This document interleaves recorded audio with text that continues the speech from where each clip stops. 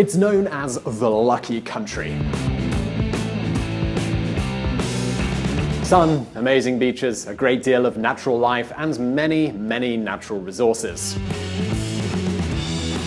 This is Australia, a surfers' paradise and a centre for the sport of cricket. For those who are unaware, that's a calm British sport where there is even a break for tea. Australia is, dear viewer, such a special and unique country that 80% of its plants and animals don't exist anywhere else on the planet. Everything is so different in Australia compared to the rest of the world that even its characteristic animal, the national symbol, doesn't even run or even fly, it jumps.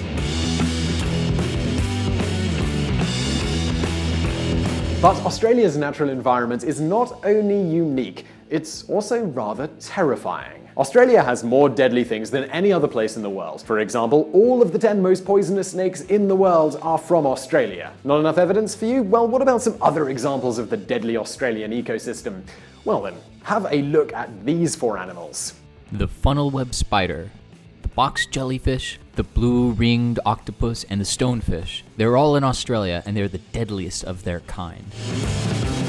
And be careful because, well, there's much, much more. Giant crocodiles that weigh more than 1,500 kilograms. Sharks of all kinds and sizes. And if animals don't scare you enough, don't feel safe yet. There are many more natural dangers of all kinds because this is a dry, hot, and aggressive climate. However, none of these things have stopped Australia in any way from becoming a dream for millions of people who dream of a better future. And it's only logical. I mean, take a look at some of the incredible places we can find in this country. This is the Gold Coast. And hey, we're not only referring to regular folks here who are heading to Australia for a brighter future. In the last few years, Australia has been like a magnet for millionaires as well. But the big question is why? To find out the answer to that, we're going to have to leave the animals aside and talk some business. Australia, a magnet for big fortunes. Every day, it gets easier to move around the world. Today, we can reach almost any place in a quick, comfortable, and affordable way. Further, thanks to the internet and all kinds of new communication methods, you can run a business from wherever you want. And just look at how things have changed. Just 50 years ago, for a trip between London and Sydney, we had to make many stops on the way, and it never took less than 3 days. The same trip can now be done in much less time, in a bit more than 20 hours on a comfortable plane, safe and with various amenities, films, TV series, and music, you can arrive. Because of this increase in the ease of travel and communications, wealthy business people have become more demanding of their country of residence. After all, they can now easily choose where they prefer to live without it affecting their business. And it's not only attractive taxes that affect the choice of where a wealthy person lives. They also want to live in places with high standards of living, where it's easy to do business, and where there are good schools as well as safety in terms of both physical security as well as judicial safety. The latter meaning they can leave their savings safely deposited somewhere, safe in the knowledge that it won't be seized by a corrupt politician who they've had an argument with. 64% of Chinese millionaires have either emigrated or plan to emigrate, taking their spending and their fortunes with them. And Australia, well, it has a lot to offer these millionaires. On the one hand, it is the 5th most free economy in the world. It is very easy to do business there, and there are plenty of opportunities for business. The justice system also works incredibly well, and it has a very competitive financial system, and regulations, as a general rule, are pretty light. Plus, on the other hand, it's one of the countries with the highest standard of living in the world. There are a huge number of quality services like hospitals, universities, and schools. In fact, year after year, Australia's big cities maintain the highest positions in the international rankings in terms of quality of life. As an example, Melbourne, for 6 years in a row now, has led the quality of life rankings as compiled by The Economist. This means it must be a pretty wonderful place. And, well, if that wasn't enough, the country recently created an open door project for people with significant fortunes. In Australia, millionaires willing to invest about $3.5 million can obtain a permanent residence card. And if they fall a little bit short of this $3.5 million figure, they can still get a lot of advantages with $750,000. Great standards of living, ease of doing business, and open doors. What do you think the result of all of this has been? Well, that's pretty interesting. In both 2015 and 2016, Australia has been the country where the most millionaires have moved to, beating out even the United States. In 2006 in particular, 11,000 millionaires moved to Australia, which is an unbelievable figure for a country whose population is less than 25 million. And honestly, that might be the best indicator of the unstoppable Australian economy.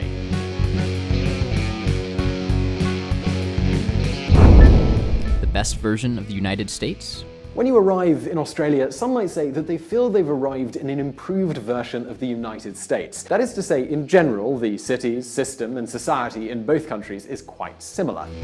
Australia even has its own Washington, D.C., a capital city built for and by the politically powerful. Now, some might forget, but the capital city of Australia is not Sydney or Melbourne, it's Canberra.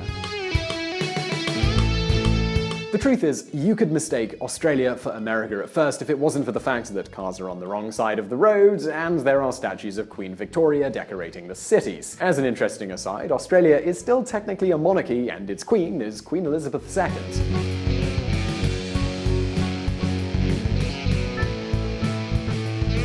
Well, the thing is that besides all of the similarities, Australia is a safer, cleaner, more modern, more cosmopolitan, and more prosperous country. And Australians are also richer than Americans.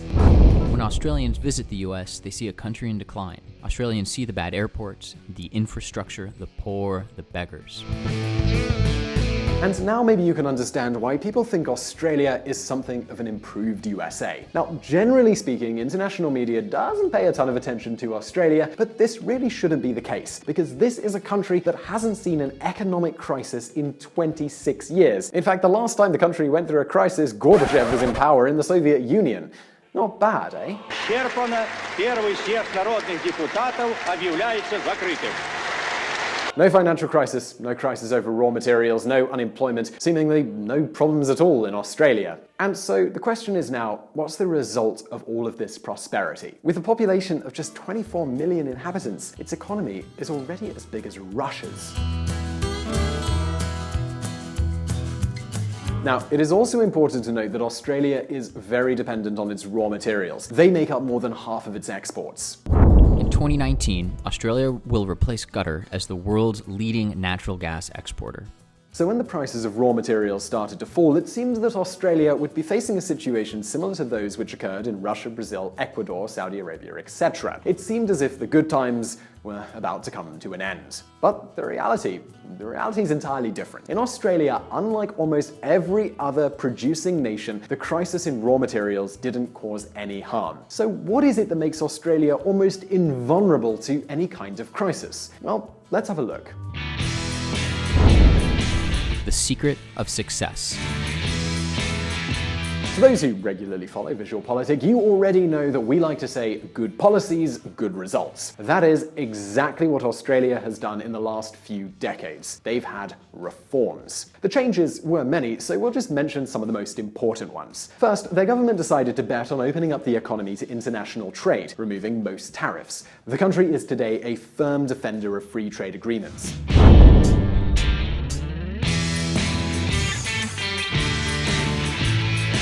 Second, in the early 90s, the Labour government of Paul Keating decided to start a retirement system known as superannuation, based on capitalisation. So each worker saves and invests a part of their salary to pay for their retirement. In this way, the Australian system is similar to the one in Chile. The results are absolutely outstanding. The program has allowed people to generate large quantities of savings which have been invested in the productive economy. Besides, all this money saved has launched the finance industry. For example, Australia is already one of the most important markets for investment funds, and it isn't just that. Australia has the world's highest growth rate for finance technology. Third, in 1995, they started the National Competition Policy, the aim of which was to reduce state interventionism in many sectors. This program allowed for the elimination of almost 20,000 rules and regulations which restricted competition. Also, an ambitious program for privatization and the elimination of state monopolies was launched. And you want to know an example from this? Well, that would be Qantas. Today you're flying on a Qantas Airbus A380.